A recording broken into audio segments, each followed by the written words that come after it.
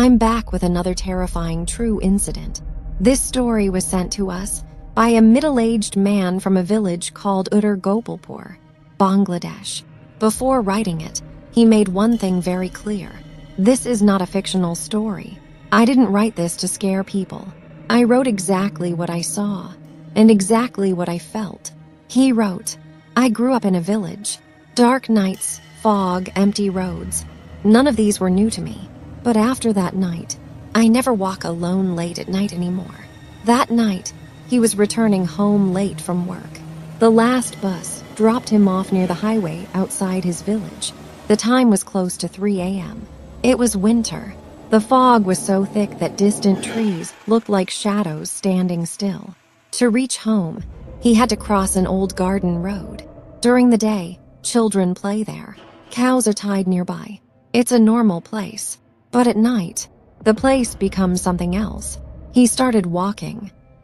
The silence was so deep that he could hear his own breathing. The only sound was dry leaves crunching under his feet. After walking for a while, a strange thought crossed his mind. The road feels longer than usual. The turn that should have appeared by now never came. He looked back. The path behind him had disappeared into the fog. And then he noticed something.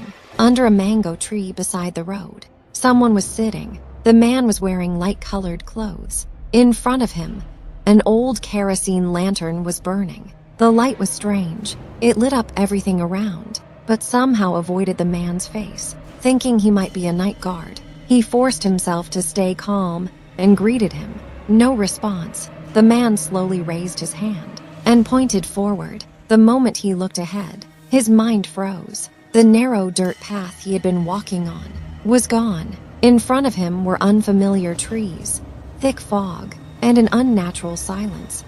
Terrified, he turned around, and that's when he realized this was not normal. The lantern had gone out. Everything was dark, but in that darkness, the man's eyes were glowing. There was no light, yet the eyes were clearly visible. And his body, it wasn't properly touching the ground. He wasn't walking. He was floating, slowly moving closer. He wrote, I couldn't run. It felt like my feet were stuck to the ground. The pressure in my chest was unbearable.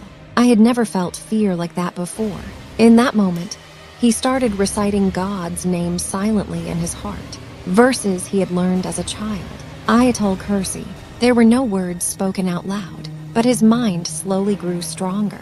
Before he could even finish reciting, the pressure suddenly eased. He ended his message with these words, I don't know what that thing was, but I know one thing that night. God's name is what brought me home alive. This story isn't shared to spread fear.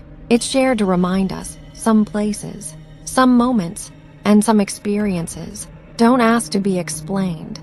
They simply teach you to believe in silence.